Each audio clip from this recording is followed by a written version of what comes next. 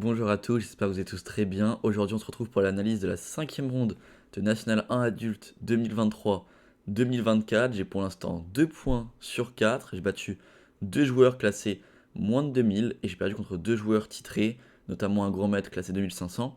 Et donc la cinquième ronde, l'équipe est pour l'instant plutôt bien classée. On est à 3 victoires en 4 matchs. Pour assurer le maintien, il faut 3 victoires et demie. Donc voilà, il nous reste 5 matchs pour juste aller faire un demi-point. Donc normalement ça se profile plutôt bien. Et on joue contre Mulhouse, donc la deuxième équipe de Mulhouse. Comme nous, on a une équipe en top 16, la première division, et une équipe en N1, la deuxième division. Pareil pour Mulhouse, ils ont aussi une équipe en top 16, donc c'est leur deuxième équipe. Et je joue à l'échiquier numéro 3. Pour cette partie, je joue très très haut parce qu'on vient en Alsace, donc c'est donc un week-end en Alsace à Nancy, avec une équipe très faible. Au premier échiquier, on a un 2200, deuxième échiquier 2200. Ensuite, il y a moi. Au 4, il y a un 2000. Au 5, il y a un 2100. Au 6, il y a un 1900. Au 7, il y a un 1900. Et au 8, un 1800. Donc voilà, une équipe assez faible. De toute façon, on sait qu'on va jouer deux grosses équipes et qu'on va sûrement perdre. Donc au moins, moi, ça me fait plaisir. Je joue haut. Je vais jouer 2 mètres internationaux pendant ce week-end de N1. Et notamment Patrick Lerch. Alors, je sais pas si on prononce Lerch ou Lerch. Je sais pas du tout. Bon, si quelqu'un sait, vous me direz en commentaire. Et du coup, lui de son côté, pardon, pas Patrick, Patrice. Patrice Lerch, ou Lerch. Il est donc pour l'instant à 1 point sur 4. Donc bon, c'est pas non plus un très bon début pour lui, mais c'est pas non plus mauvais parce qu'il a joué des forts joueurs. Il a perdu 2 grands maîtres à 2500 et il a fait 2 nuls contre des maîtres, je crois, à 2300. Peut-être un nul à mètre trophée et un nul à mètre. Donc bon, pour l'instant ça va. Et il joue contre moi. On est donc au troisième échiquier. Pour ce match, je m'étais un peu préparé. Je m'attendais donc à jouer un joueur très bien classé. Je me suis préparé contre différents joueurs, mais surtout contre un seul. Quelques joueurs, vite fait, j'ai regardé, je me suis rendu compte qu'ils jouaient différentes choses, etc. Bon, j'ai vite arrêté. Mais il y en a un seul où j'ai vraiment beaucoup regardé, entre guillemets, parce que je me suis surtout préparé pour le match contre Strasbourg. Mais contre Mulhouse, j'ai quand même pas mal regardé un seul joueur, et j'ai regardé contre mon adversaire. Donc j'ai beaucoup de chance, je tombe contre quasiment le seul joueur où je me suis préparé. Et donc juste avant que je commence l'analyse, n'hésitez pas à liker la vidéo, vous abonner à la chaîne si ce n'est pas encore fait. Donc pour tous ceux qui veulent participer au concours Instagram pour gagner 2 abonnements de Chesscom, un diamant et un platine, n'hésitez pas à venir sur mon Instagram, je vous le mets juste en dessous. Vous avez juste à venir me follow, liker la publication et mentionner 2 amis en commentaire sous la publication. Allez, c'est parti. Du coup, Patrice, il m'envoie E4, je réponds C5. Et donc là, j'avais prévu qu'il joue cavalier C3, qui est donc une sous-variante. Ici, la ligne principale, c'est quand même des cavaliers F3. Et ici, il me joue bien cavalier C3. Donc là, je suis assez content. Pour ceux qui regardent la chaîne YouTube, vous savez qu'en général, dans cette position, je joue le coup A6 pour rapidement jouer avec B5 ou B7. Mais ici, en fait, je me suis préparé et je change un peu. J'envoie E6 avec comme idée de venir jouer D5 rapidement. Et en fait, j'ai vu que sur une variante en particulier, il jouait des choses assez plates. Et je me suis dit que j'avais des chances de rentrer dans une finale assez égale et de pouvoir égaliser assez facilement. Et donc j'ai repéré cette variante là et je l'ai un peu apprise, j'ai un peu regardé ce que je devais jouer. Il me joue donc G3, c'était prévu. J'envoie donc D5. Bon, ici pas tellement le choix. Puis on prend, puis on prend. Fou G2. Il m'attaque mon pion D5, pour l'instant je suis toujours dans la prépa. Cavalier F6, pareil, et continue. D3. Ici D3, c'est un coup qui est pas mal joué. Il y a aussi cavalier GE2 qui existe d'abord. Bon, ça allait mener à une autre variante. D4, cavalier E4, bien sûr. J'avais aussi préparé. Hein. Cavalier prend, cavalier D7, petit roc, cavalier F6, fou G2. Bon, ça mène à une autre variante. Fou D6, et je vais vite roquer. Et on remarque que j'ai quand même plus d'espace. J'ai la paire de fou qui est vraiment bien active. J'ai vraiment pas de problème. Du coup, ça c'était une autre variante. Mais lui, il a décidé de me jouer D3, que j'avais aussi préparé. D4, du coup, pareil. Encore une fois, le cavalier va venir en E4, c'est ce qu'il fait. Je fais donc cavalier prend une fois, fou prend, et cavalier D7.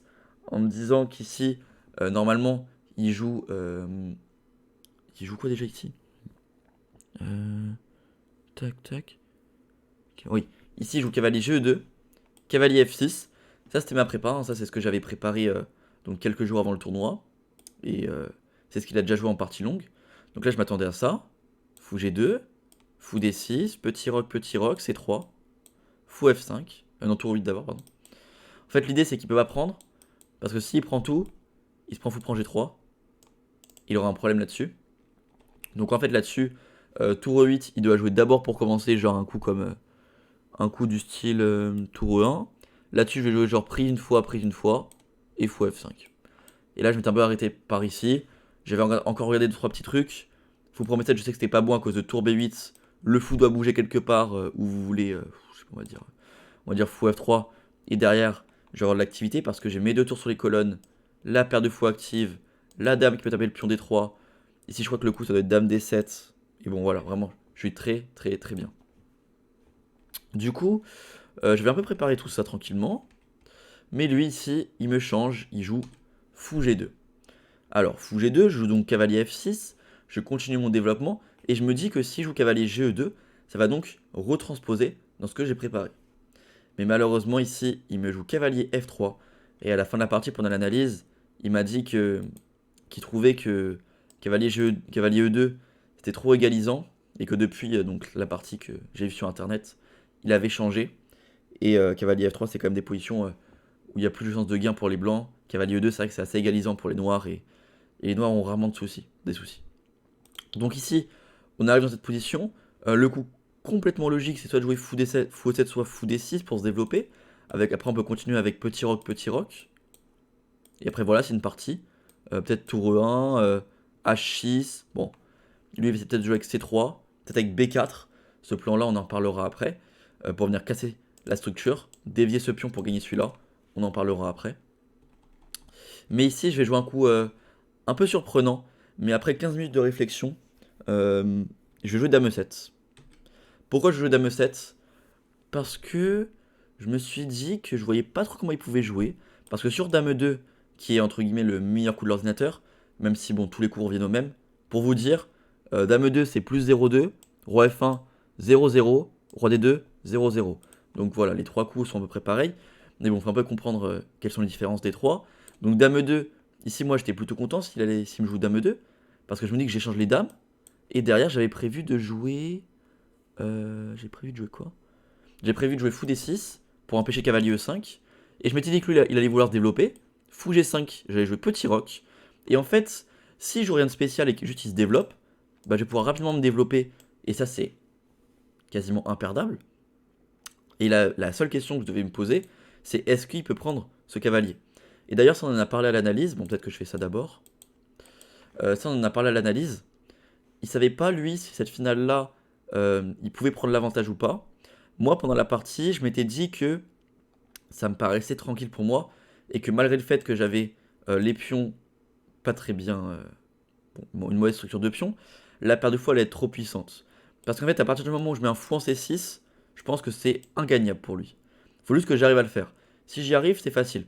Maintenant, la question, c'est est-ce que si je mets un fou en C6, il aura pas la case F5? Donc bon, c'est quand même compliqué. Il faut aussi tenir ce pion B7. Mais bon, l'ordinateur donne plus 0,2, donc c'est égal. Et même en pratique, je pense qu'en vrai, j'allais la tenir. Donc ça, Dame 2, j'étais assez content s'il me le jouait. Parce que après l'échange, c'était soit il vient prendre en F6, et la finale m'a l'air tenable, c'était pas très compliqué. Et s'il prend pas en F6, et ben je vais pouvoir me développer facilement, mettre mes tours sur les colonnes, les fous sur les diagonales, et j'avais aucun souci. Donc Dame 2, j'étais plutôt content. Roi F1 aussi, j'étais plutôt content. Parce que je me suis dit que j'allais pouvoir jouer juste tranquillement G6, mettre mon fou en fianchetto. Il allait jouer Roi G1 pour se développer, fou G7, H3, petit roc et peut-être Roi H2.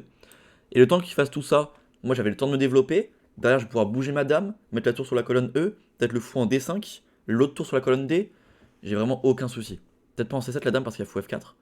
Mais ok, peut-être en D7, ou alors je joue cavalier D5 d'abord. Mais ok, vraiment j'ai aucun souci. L'ordi donne 0-0. Et donc, dernier coup à calculer.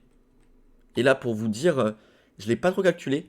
J'ai dû passer environ 8 minutes sur Dame 2, 6 minutes sur Roi F1 et peut-être 1 minute sur Roi D2. Parce que je me suis dit que Roi D2, ça pouvait pas être un bon coup. Ça pouvait pas être un bon coup. Parce que, ok, la menace qu'il veut faire, c'est tour E1. Mais en fait, le problème, c'est que le roi n'a plus de case, il est enfermé. Donc, à partir du moment où il fait Roi D2 et que je joue G6, il va avoir un sacré problème. Et pour se libérer, il va devoir jouer un C3 ou un C4. Et même, je me suis dit que je vais pouvoir prendre, ça va s'ouvrir, j'ai la paire de fou qui est active, je vais pouvoir jouer grand roc, le roi va être faible. Je me dis, Roi D2, ok, même pas besoin de calculer. Jamais il jouera ça. Et là, il commence à passer du temps. Je pense qu'il est au moins à 20 minutes sur le coup. 20 minutes de réflexion. Et au bout de 20 minutes, il joue roi des deux. Bon, comme je l'ai dit, hein, Dame 2, il trouvait que c'était trop égalisant la finale. Roi F1, il trouvait que c'était assez lent, comme je l'ai dit. Mais Roi des deux, ouais, c'est assez intéressant comme ce coup Roi des deux. Bon, du coup, tempo, je joue G6, j'ai pas le choix. Mon seul plan, c'est de venir menacer Mats. Donc, tour E1 n'est pas possible pour venir embêter Madame à cause de fou H6. Même si c'est vrai qu'il y avait une variante assez intéressante à calculer. J'ai passé du temps parce que on peut se dire, ok, juste tour E1 c'est mauvais, parce qu'il y a fou H6, tu le mates, etc. Mais en fait, il y avait un truc, une défense assez drôle pour les blancs, c'était de faire cavalier G5, fou prend G5 et F4. Et en fait, on se rend compte qu'ils ont sacrifié une pièce, mais il y a toujours le même problème. Donc il fallait continuer à calculer. Il fallait calculer prise, prise, fou E6, dame F3 et la grand roc. Je calculais F5 mais ça marchait pas. Et là je me suis arrêté là et je me suis dit ok c'est bon. Mais bon, fallait quand même faire attention parce que tour E1, si ça marche, on est perdant. Donc il y a fou H6 et sur cavalier G5, on prend tout, on fait fou E6 et grand roc et c'est ok. Donc tour E1 c'est pas possible. Donc il doit soit faire C6, soit C3, soit C4. Il décide de faire C4. Donc ici le problème, si je fais fou H6 échec, c'est que ça n'a aucun intérêt. Si je donne ma part de fou, alors déjà il peut peut-être faire tour E1 intermédiaire, mais même s'il le fait pas, on va dire dame prend C1.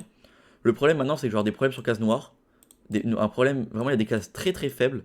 Son fou est très très fort, son roi maintenant est protégé, et j'ai mon roi qui est faible. Donc ça c'est pas envisageable de donner mon fou de case noire. Je fais donc prise, prise, où il n'a pas de choix puis on prend, et je fais fou E6. Encore une fois, pas de fou H6, c'était pas possible. Il va jouer roi C1, et quand je vais prendre, il va juste jouer tour E1. Je vais avoir des problèmes là-dessus.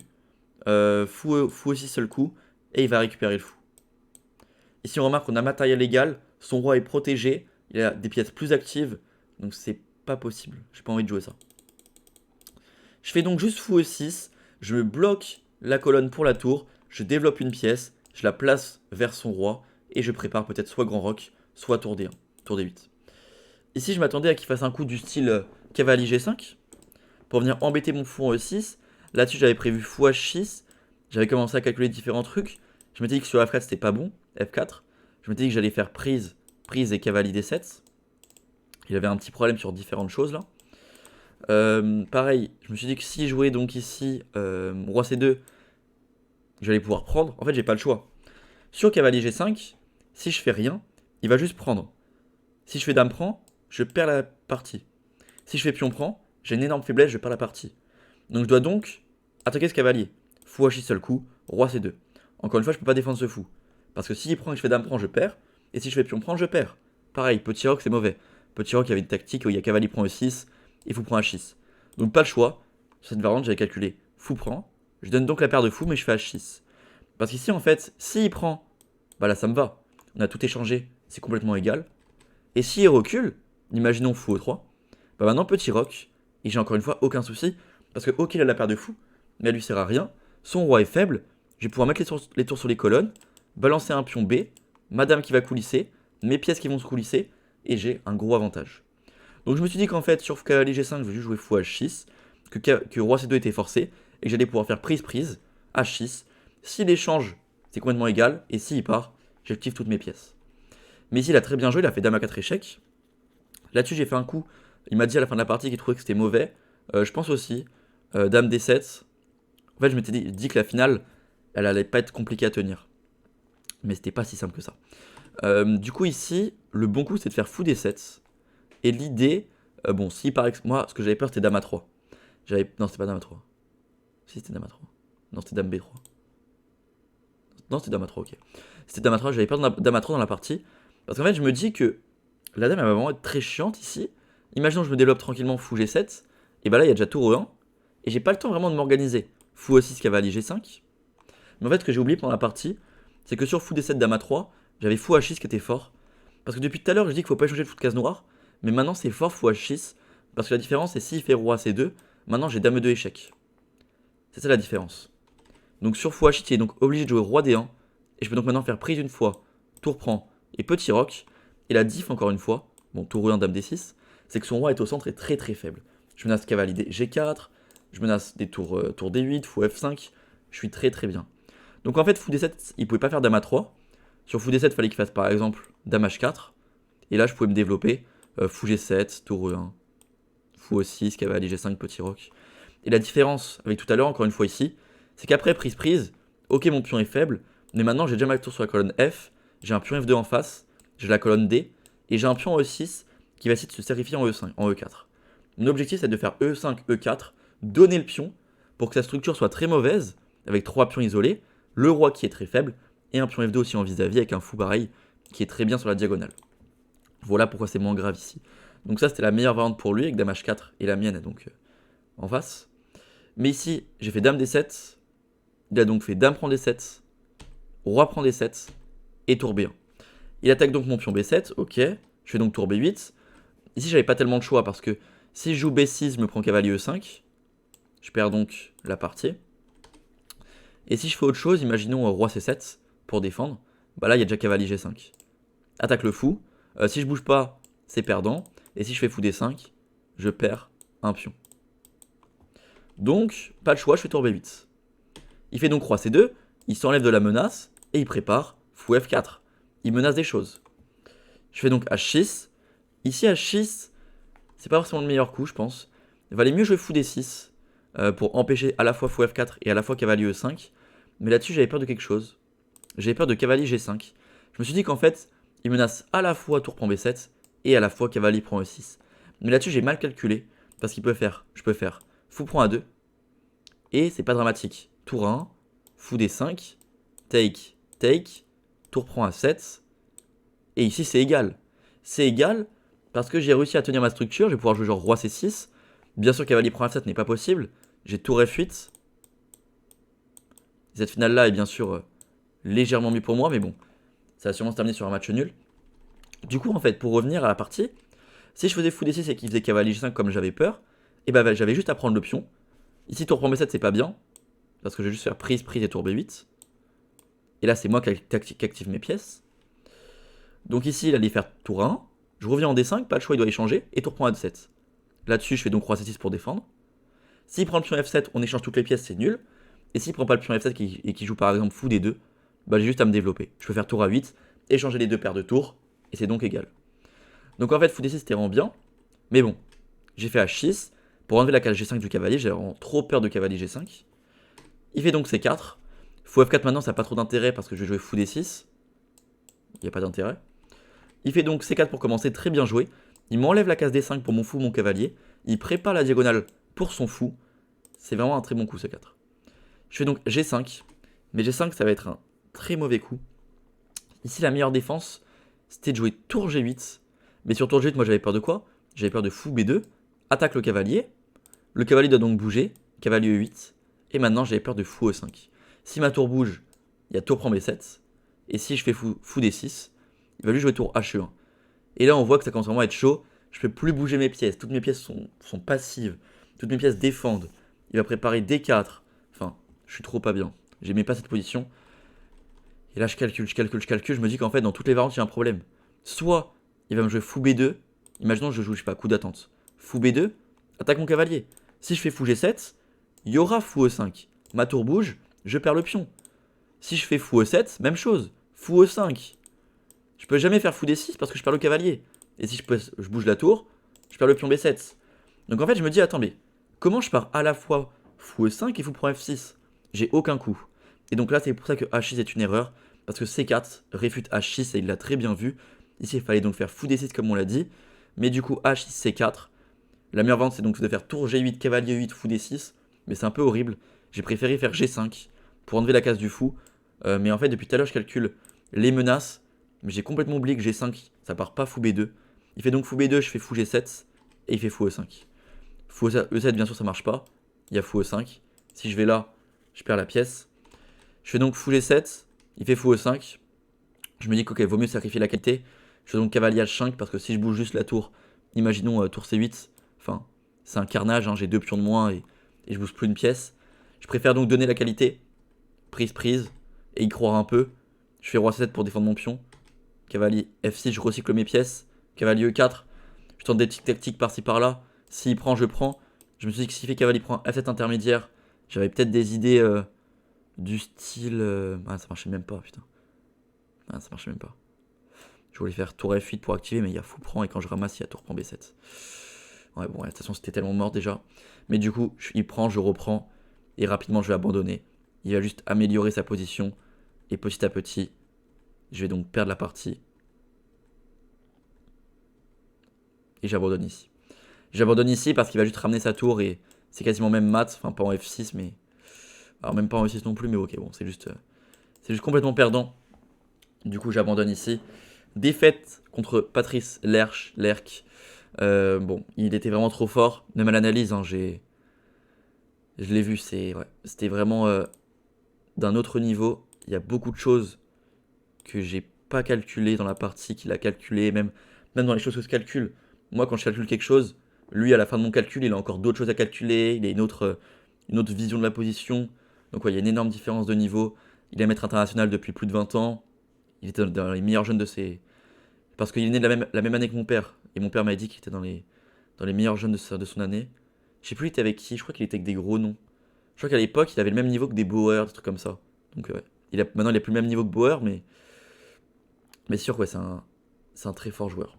Du coup, ok, E4, C5, cavalier C3, E6, G3. Donc, l'ouverture, c'était préparé, c'était ok. Tout ça, c'est bien. Fou G2, je connaissais plus à partir de là. Donc, cavalier F6, dame E7, c'est bien. Roi D2. Donc, roi D2, ok, c'est un coup correct. G6, C4, pour l'instant, pas d'erreur des deux côtés. Prise. Fou E6, dame A4 et la dame D7, ouais. Fallait donc jouer fou D7. Je m'étais fait une fausse frayeur avec dame A3. Mais du coup, dame D7, prise, tour B1, tour B8, roi C2, H6. Et là, ouais. H6 qui est réfuté avec C4. Fallait donc jouer fou D6 ici, on en a parlé. Et donc là, G5, fallait donc jouer avec tour G8, cavalier E8, fou D6. Mais bon, ça, je l'avais calculé, mais c'était juste trop passif, je pouvais pas jouer ça. Mais du coup, ça perd directement. Et bien sûr, il a tout joué correctement. Et petit à petit, il va juste me terminer facilement. Il améliore toutes ses pièces. Et il enferme les miennes petit à petit. Et j'abandonne donc ici.